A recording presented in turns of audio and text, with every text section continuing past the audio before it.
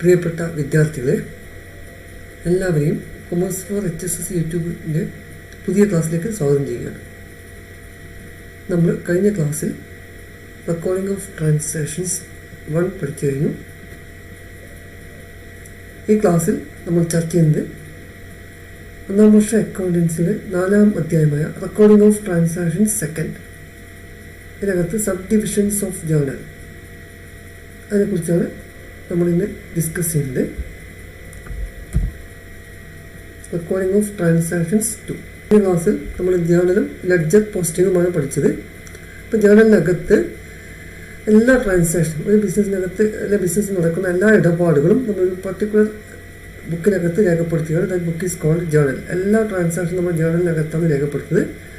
അപ്പോൾ അങ്ങനെ വരുമ്പോൾ നമുക്ക് ഒരു പർട്ടിക്കുലർ ഐറ്റംസ് കണ്ടുപിടിക്കാൻ ബുദ്ധിമുട്ടായിരിക്കും. അല്ലെങ്കിൽ ഒരു വലിയൊരു ബുക്കായിട്ടാണ് വരുന്ന എല്ലാ ഇടപാടുകളും ഒരു ബുക്കിനകത്ത് വരുമ്പോൾ അത് മെയിൻറ്റെയിൻ ചെയ്യാൻ കുറച്ച് ബുദ്ധിമുട്ടാണ്. അതുകൊണ്ട് നമ്മൾ എന്ത് ചെയ്യണം, ജേർണലിനെ പല ഗ്രൂപ്പായിട്ട് ഡിവൈഡ് ചെയ്യുകയാണ്. It is called special journal. Journal is sub divided into special journals or day books. They are called day books. Transactions of repeated nature are entered in special journal. അപ്പോൾ ഇവിടെ നമ്മൾ special ജേർണലിനകത്ത് ഒരേ സ്വഭാവമുള്ള transactions ഒരു particular സ്പേസിൽ അല്ലെങ്കിൽ particular സ്ഥലത്ത് രേഖപ്പെടുത്തുകയാണ്. അത് രേഖപ്പെടുത്തുമ്പോഴാണ് നമ്മൾ സ്പെഷ്യൽ ജേർണൽ എന്നുകൊണ്ട് ഉദ്ദേശിക്കുന്നത്. അപ്പോൾ journal is sub divided into special journals. Transactions of similar nature, അതായത് ട്രാൻസാക്ഷൻസ് ഓഫ് സിമിലർ നേച്ചർ, ഒരേ സ്വഭാവമുള്ള ഇടപാടുകളാണ് ഇവിടെ രേഖപ്പെടുത്തുന്നത്. For example, credit purchase of goods, credit purchase of sales, അതുപോലെ cash transactions, cash receipts and cash payments. അപ്പോൾ ക്യാഷുമായി ബന്ധപ്പെടുന്ന ട്രാൻസാക്ഷൻസ് മാത്രം, ട്രാൻസാക്ഷൻസ് ഓഫ് സിമിലർ നേച്ചർ. അപ്പോൾ ക്യാഷുമായി ബന്ധപ്പെടുന്ന ട്രാൻസാക്ഷൻസ് രേഖപ്പെടുത്തുന്നതിന് വേണ്ടി നമ്മൾ സെപ്പറേറ്റ് ഒരു ജേർണൽ പ്രിപ്പയർ ചെയ്യുകയാണ്, അല്ലെങ്കിൽ സെപ്പറേറ്റ് ഒരു ബുക്ക് മെയിൻറ്റെയിൻ ചെയ്യുകയാണ്. അങ്ങനെ മെയിൻറ്റെയിൻ ചെയ്യുന്ന ബുക്കുകളെ നമ്മൾ എന്താ പറയുക, സ്പെഷ്യൽ ജേർണൽസ് അല്ലെ സബ്സിഡറി ബുക്സ് എന്ന് പറയും. Is division of labour. It provide division of labour. അതായത് ഒരു പർട്ടിക്കുലർ ഇപ്പോൾ ക്യാഷ് ട്രാൻസാക്ഷൻ റെക്കോർഡ് ചെയ്യാൻ വേണ്ടി ഒരാളെ നമുക്ക് ഏൽപ്പിക്കുകയാണെങ്കിൽ അയാൾ ആ ഒരു വർക്ക് മാത്രമാണ് ചെയ്യുന്നത്. He will become efficient in that work. അപ്പോൾ അവിടെ ഡിവിഷൻ ഓഫ് ലേബർ നടക്കുകയാണ്. അപ്പോൾ ഒരു പർട്ടിക്കുലർ വർക്ക് റെക്കോർഡ് ചെയ്യാൻ ഒരു പർട്ടിക്കുലർ ആളെ നമ്മൾ ഏൽപ്പിക്കാം, അല്ലെങ്കിൽ ഒരു ക്ലർക്കിനെ ഏൽപ്പിക്കാം, അല്ലെങ്കിൽ ഒരു അക്കൗണ്ടിനെ ഏൽപ്പിക്കാം. അപ്പോൾ ഒരു ഡിവിഷൻ ഓഫ് ലേബർ നടക്കും. അത് ആ ഒരു ഇടപാട് അതുമായി ബന്ധപ്പെടുന്ന ട്രാൻസാക്ഷൻ മാത്രമേ അത് രേഖപ്പെടുത്താനുള്ളൂ. അത് നമ്മൾ ഇപ്പം എക്സാമ്പിൾ അത് ക്യാഷ് ട്രാൻസാക്ഷൻസ്. ഇപ്പോൾ ക്യാഷ് ട്രാൻസാക്ഷൻസ് മാത്രം രേഖപ്പെടുത്തുന്നതിന് വേണ്ടി ഒരാളെ നമുക്ക് അപ്പോയിൻറ്റ് ചെയ്യാം. അപ്പോൾ അവിടെ ഡിവിഷൻ ഓഫ് ലേബർ നടക്കുകയാണ്. Then it is also called day book or subsidiary books. അപ്പോൾ in this book transactions are record daily, on daily basis. അപ്പോൾ ദിവസാടിസ്ഥാനത്തിലാണ് ഈ ഇത്തരം ബുക്കുകളിനകത്ത് അല്ലെങ്കിൽ ഇത്തരം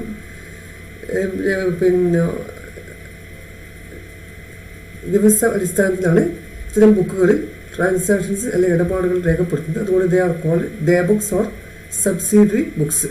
അപ്പോൾ ഡേ ബുക്സ് അല്ലെങ്കിൽ സബ്സിഡറി ബുക്ക് എന്ന് കൂടി പറയും. ഇപ്പോൾ പ്രധാനപ്പെട്ട സ്പെഷ്യൽ ജേർണൽ ഒന്ന് ക്യാഷ് ബുക്കാണ്, which record cash transactions only, cash receipts and cash payments. രണ്ടാമത് വരുന്നത് പർച്ചേസ് ബുക്കാണ്, which records only credit purchase of goods. ഇപ്പോൾ ഇവിടെ പർച്ചേസ് ഓഫ് ഗുഡ്സ് പറയുമ്പോൾ goods in which the business is dealing. Third one purchase returns ബുക്കാണ്, when goods purchased R returned to suppliers, then it is recorded in purchase returns book. അതായത് നമ്മൾ സാധനം വാങ്ങിച്ചിട്ടതിന് ശേഷം അതിനകത്ത് എന്തെങ്കിലും ഡിഫക്ട്സ് കാണുകയാണെങ്കിൽ അത്തരം ഗുഡ്സ് നമ്മൾ എന്ത് ചെയ്യുന്നു, സപ്ലയർക്ക് തിരിച്ചു നൽകും. അപ്പോൾ അത്തരം ട്രാൻസാക്ഷൻസ് അത്തരം ഇടപാടുകൾ രേഖപ്പെടുത്തുന്നതിന് വേണ്ടിയാണ് പർച്ചേസ് റിട്ടേൺസ് ബുക്ക് ഉപയോഗിക്കുന്നത്. Fourth one is sales book. It records only credit sale of goods. Here also goods represents the goods in which the business is dealing. Next, sales returns book. Sometimes the customers may return the goods because of some defects or substandard. They return the goods.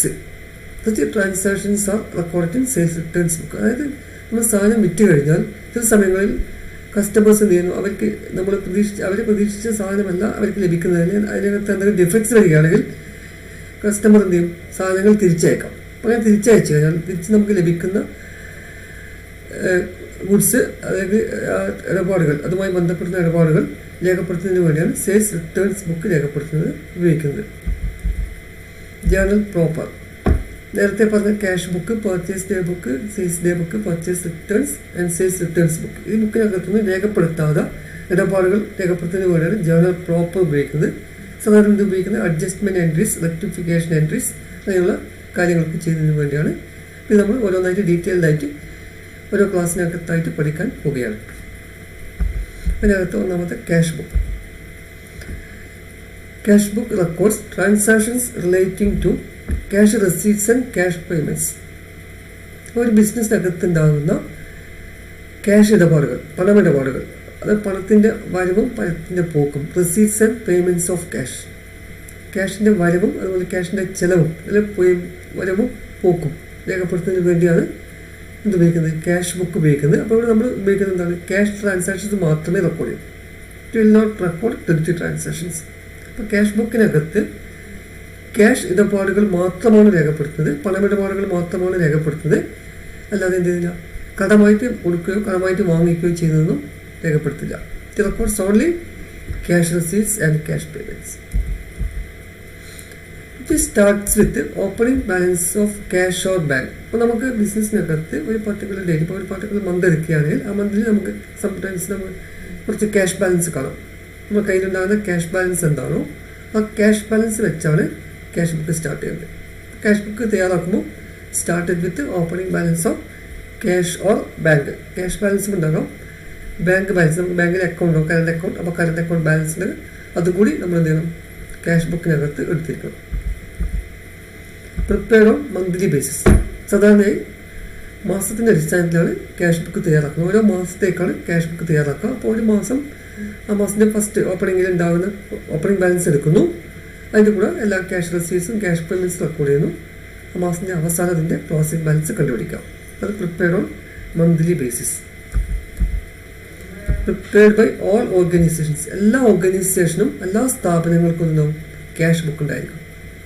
Because all business transactions are on monetary terms or in cash. എല്ലാ ബിസിനസ്സിനകത്തും ഇടപാടുകൾ നടക്കുന്നത് cash ബേസിസിലാണ്. അപ്പോൾ cash ബേസിസിലാകുമ്പം അതുകൊണ്ട് തന്നെ എല്ലാ business ഓർഗനൈസേഷനും variety small scale, large scale or medium scale, ഏത് രീതിയിലുള്ള ബിസിനസ് ആയാലും ആ എല്ലാ ഓർഗനൈസേഷനും ഉണ്ടാവും ക്യാഷ് ബുക്ക് ഉണ്ടായിരിക്കും. അതുപോലെ തന്നെ profit organisation, non profit organisation, ലാഭ ബിസിനസ്സും അല്ലെങ്കിൽ ലാഭേച്ഛയില്ലാത്ത ബിസിനസ്സുകളായാലും അവർക്കും എന്തുണ്ടാകാം, ലാഭേച്ഛയില്ലാത്ത സ്ഥാപനങ്ങൾക്കും ക്യാഷ് ബുക്ക് തയ്യാറാക്കാം. എല്ലാ തരത്തിലുള്ള ഓർഗനൈസേഷനും ഉണ്ടാവും. അത് ബിസിനസ് ഓർഗനൈസേഷനും ആകണമെന്നില്ല, എല്ലാത്ത ഓർഗനൈസേഷനും ക്യാഷ് ബുക്ക് തയ്യാറാക്കാം.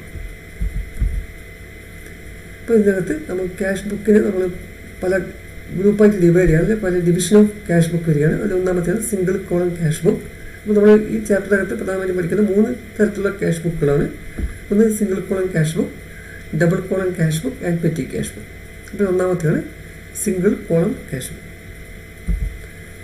Record all cash receipts and payments in chronological order. It records all cash transactions in chronological order. അതായത് ഇവിടെ എല്ലാ ക്യാഷ് ഇടപാടുകളും പണമിടപാടുകളും എന്തെങ്കിലും ക്രോണോളജിക്കൽ ഓർഡർ അവരുടെ സംഭവിക്കുന്നതിൻ്റെ അടിസ്ഥാനത്തിൽ രേഖപ്പെടുത്തുകയാണ്. അത് സംഭവിക്കുന്നതിൻ്റെ ഓർഡർ രേഖപ്പെടുത്തുന്നതാണ് single column cash book. Complete record of cash receipts and payments.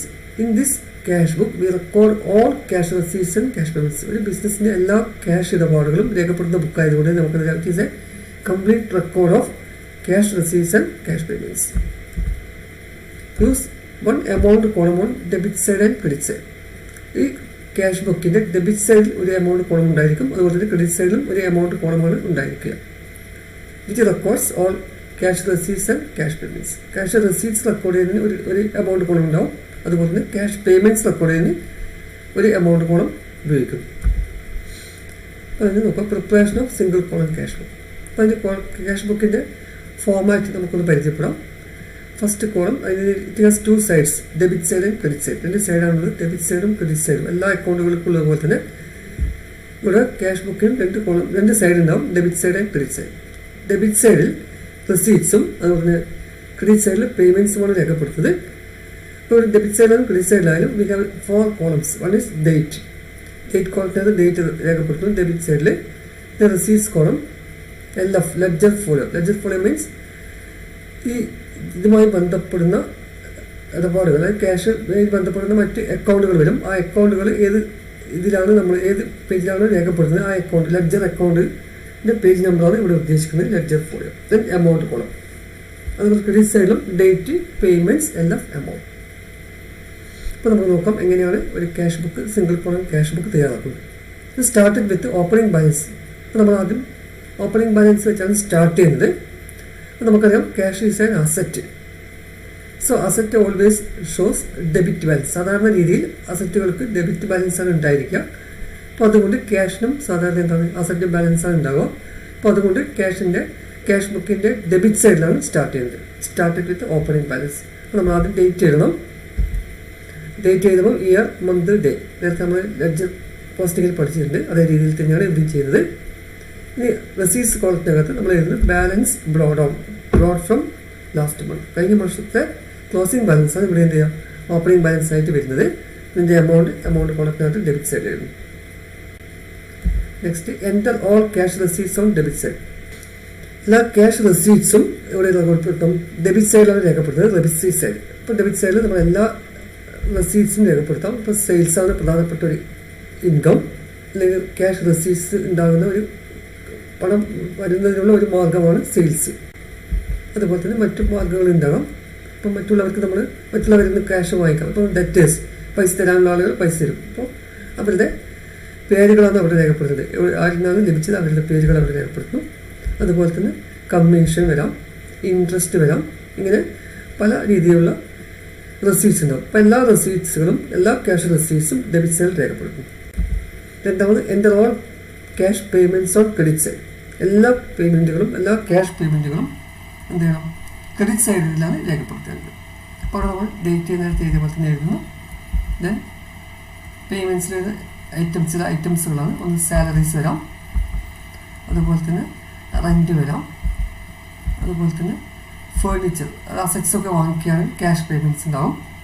ഇതാണ് എൻ്റർ ഓൾ ക്യാഷ് പേയ്മെൻറ്റ്സ്. അതിനുശേഷം find difference between total of debit and credit side. ഇപ്പോൾ നമ്മളിവിടെ ടോട്ടൽ ഡെബിറ്റ് സൈഡിൻ്റെയും ക്രെഡിറ്റ് സൈഡിൻ്റെയും ടോട്ടലിൻ്റെ ഡിഫറൻസ്, അതായത് നമ്മൾ സാധാരണ അക്കൗണ്ടുകൾ ലെഡ്ജർ അക്കൗണ്ടുകൾ ബാലൻസ് ചെയ്യുന്ന പോലെ തന്നെ ഇവിടെ എന്ത് ചെയ്യണം ക്യാഷ് ബുക്കിൻ്റെ ഡെബിറ്റ് സൈഡും ക്രെഡിറ്റ് സൈഡും ബാലൻസ് ചെയ്യുകയാണ്. ഇപ്പോൾ ബാലൻസ് ചെയ്യുമ്പോൾ ഒക്കെ ഇവിടെ നമുക്ക് കിട്ടുന്നത് ഒരു എക്സാമ്പിൾ ഇവിടെ കൊടുത്തിരിക്കുകയാണ്. 64,000 അപ്പോൾ 14,000 രൂപയാണ് ഡിഫറൻസ് വരുന്നത്. അപ്പോൾ ഈ ഡിഫറൻസ് വരുന്ന എമൗണ്ട് നമ്മൾ എന്ത് ചെയ്യുന്നു, if debit side is more, debit സൈഡിലാണ് കൂടുതൽ വരുന്നതെങ്കിൽ difference is shown on the credit side. അപ്പോൾ ഡെബിറ്റ് സൈഡിലാണ് കൂടുതൽ വരുന്നതെങ്കിൽ അതിൻ്റെ ഡിഫറൻസ് നമ്മൾ കാണിക്കണം ക്രെഡിറ്റ് സൈഡിലാണ് കാണിക്കുന്നത്. അപ്പോൾ അവിടെ നമ്മൾ എഴുതുന്നത് ബാലൻസ് CD. അപ്പോൾ ഡേറ്റ് എഴുതുമ്പോൾ ഏത് മാസത്തെ അക്കൗണ്ടാണോ തയ്യാറാക്കുന്നത് ആ മാസത്തെ ക്ലോസിംഗ് ഡേ ആണ് അവിടെ കാണിക്കേണ്ടത്. അപ്പോൾ നമ്മളിപ്പോഴും ജനുവരിയാണ് കാണിച്ചിരിക്കുന്നത്. അപ്പോൾ ജനുവരി 31 ക്ലോസിംഗ് ഡേ എടുക്കുന്നത്.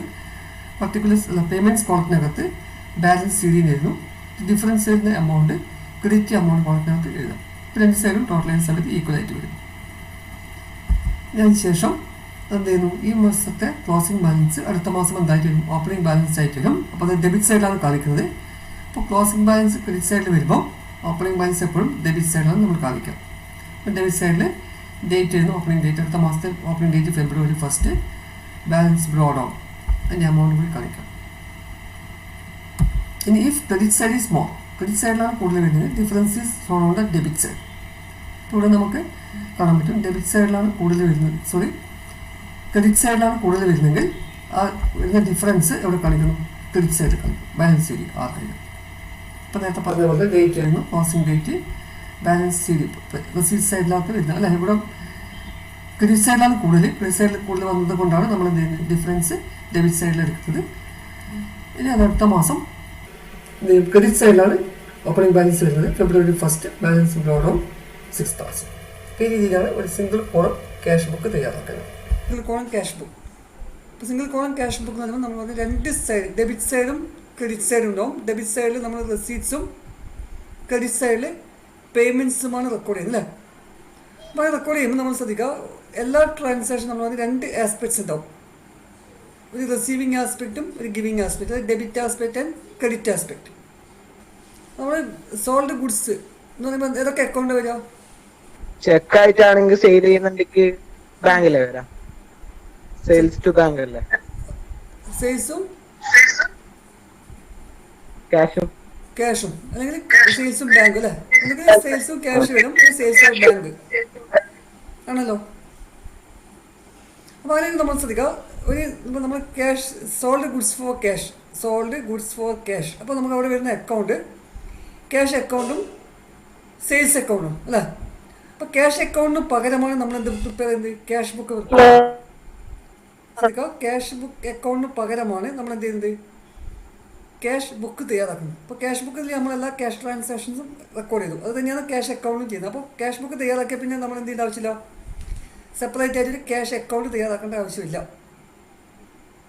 ക്യാഷ് അക്കൗണ്ടിൽ ചെയ്യുന്ന എന്താണ്? ക്യാഷ് ട്രാൻസാക്ഷനാണ്. ക്യാഷ് റിസീപ്റ്റ്സും ക്യാഷ് പേയ്മെൻറ്റ്സാണ് എവിടെ ക്യാഷ് അക്കൗണ്ടിൽ എഴുതുക. അപ്പോൾ ഇവിടെ ക്യാഷ് ബുക്ക് തയ്യാറാക്കി കഴിഞ്ഞാൽ അതിനകത്ത് നമ്മൾ എന്ത് ചെയ്യുന്നു? ക്യാഷ് റിസീപ്റ്റ്സും ക്യാഷ് പേയ്മെൻറ്റ്സുമാണ് റെക്കോർഡ് ചെയ്യുന്നത്. അപ്പോൾ അതുകൊണ്ട് തന്നെ എന്ത് ചെയ്യേണ്ട ആവശ്യമില്ല? ഒരു ക്യാഷ് അക്കൗണ്ട് പിന്നീട് തയ്യാറാക്കേണ്ട കാര്യമില്ല. അപ്പോൾ നമ്മൾ ഏത് അക്കൗണ്ട് തയ്യാറാക്കണം? ഇപ്പോൾ നമ്മളിപ്പോൾ പറഞ്ഞത് സോൾഡ് ഗുഡ്സ് അല്ലേ? അപ്പോൾ സോൾഡ് ഗുഡ്സ് എന്ന് പറയുമ്പോൾ ക്യാഷ് അക്കൗണ്ടും സെയിൽസ് അക്കൗണ്ടുമാണ്. അപ്പോൾ ക്യാഷ് അക്കൗണ്ടിന് പകരം നമ്മൾ ക്യാഷ് ബുക്കിൽ അത് റെക്കോർഡ് ചെയ്തു. ഇത് നമ്മൾ ഏത് അക്കൗണ്ടിൽ റെക്കോർഡ് ചെയ്യണം? സെയിൽസ് അക്കൗണ്ടിൽ കൂടി റെക്കോർഡ് ചെയ്യണം അല്ലേ? സോൾഡ് ഗുഡ്സ് ഫോർ ക്യാഷ് എന്ന് പറയുമ്പോൾ നമ്മൾ ക്യാഷ് അക്കൗണ്ടും സെയിൽസ് അക്കൗണ്ടാണ് വരുന്നത്. അപ്പോൾ ക്യാഷ് അക്കൗണ്ടിൻ്റെ ഡെബിറ്റ് സൈഡിൽ പോസ്റ്റ് ചെയ്യണം. അതിന് പകരം നമ്മൾ ചെയ്യുന്നു ക്യാഷ് ബുക്കിൻ്റെ ഡെബിറ്റ് സൈഡിൽ റെസീറ്റ് സൈഡിൽ എഴുതുന്നു. ഇനി അതേ സാധനം തന്നെ എന്ത് ചെയ്യണം? സെയിൽസ് അക്കൗണ്ടിൻ്റെ ഏത് സൈഡിൽ എഴുതണം? ക്രെഡിറ്റ് സൈഡിൽ എഴുതണം അല്ലേ? അപ്പോൾ നമ്മളിപ്പോൾ ക്യാഷ് ബുക്ക് തയ്യാറാക്കിയാൽ ക്യാഷ് അക്കൗണ്ടിന് പകരമാണ് ക്യാഷ് ബുക്ക്. അപ്പോൾ ഇനി ഏത് അക്കൗണ്ട് തയ്യാറാക്കണം? സെയിൽസ് അക്കൗണ്ട് വരക്കണം. അപ്പോൾ സെയിൽസ് അക്കൗണ്ട് വരച്ച് കഴിഞ്ഞാൽ സെയിൽസ് അക്കൗണ്ട് ഏത് സൈഡിലാണ് പോസ്റ്റ് ചെയ്യേണ്ടത്? സെയിൽസ് അക്കൗണ്ട് ക്രെഡിറ്റ് സൈഡിലാണ് പോസ്റ്റ് ചെയ്യേണ്ടത്. അപ്പോൾ നമ്മൾ നോക്കുക, ക്യാഷ് ബുക്കിൽ നമ്മൾ സെയിൽസ് എവിടെയാണ് എഴുതുന്നത്? ഡെബിറ്റ് സൈഡിലാണ് അല്ലേ? അപ്പോൾ അങ്ങനെ നമുക്ക് പറയാൻ പറ്റുന്നത് ഡെബിറ്റ് സൈഡിൽ ഏതൊക്കെ അക്കൗണ്ട് വരുന്നുണ്ടോ, accounts appearing on the debit side of cash book are posted as cash account on the credit side of respective ledger account. ഇപ്പോൾ ക്യാഷ് ബുക്കിൻ്റെ ഡെബിറ്റ് സൈഡിൽ ഏതൊക്കെ അക്കൗണ്ടുകളാണോ വരുന്നത് ആ അക്കൗണ്ടിൻ്റെ ഒക്കെ എന്ത് ചെയ്യണം? ക്രെഡിറ്റ് സൈഡിൽ എന്ത് ചെയ്യണം? പോസ്റ്റ് ചെയ്യണം. ക്രെഡിറ്റ് സൈഡിൽ എന്താണ് പോസ്റ്റ് ചെയ്യുന്നത്? Cash account. അപ്പോൾ ഇത്രയേ ഉള്ളൂ. ക്യാഷ് ബുക്കിൻ്റെ ഡെബിറ്റ് സൈഡിൽ വരുന്ന എല്ലാ അക്കൗണ്ടുകളുടെയും ക്രെഡിറ്റ് സൈഡിലാണ് പോസ്റ്റ് ചെയ്യേണ്ടത്. ക്രെഡിറ്റ് സൈഡിൽ എന്ത് പോസ്റ്റ് ചെയ്യുന്നു? ക്യാഷ് അക്കൗണ്ടിന് പോസ്റ്റ് ചെയ്യുക, അതിൻ്റെ എമൗണ്ട് ചെയ്താൽ. All accounts appearing on the debit side of cash book are posted as cash account on the credit side of respective ledger accounts. ഓരോ ലെഡ്ജർ അക്കൗണ്ട് ഇപ്പോൾ sales ആണ്, സെയിൽസിൻ്റെ credit സൈഡിൽ cash account എഴുതണം. ഇനിയിപ്പം interest received ആകുമ്പോൾ നമ്മൾ എന്ത് ചെയ്യും? ക്യാഷ് ബുക്കിൻ്റെ ഡെബിറ്റ് സൈഡിൽ ഇൻട്രസ്റ്റ് എഴുതും. അപ്പോൾ എന്ത് ചെയ്യണം? ഒരു ഇൻട്രസ്റ്റ് അക്കൗണ്ട് വരക്കണം, അതിൻ്റെ ക്രെഡിറ്റ് സൈഡിൽ ക്യാഷ് അക്കൗണ്ട് എഴുതാം.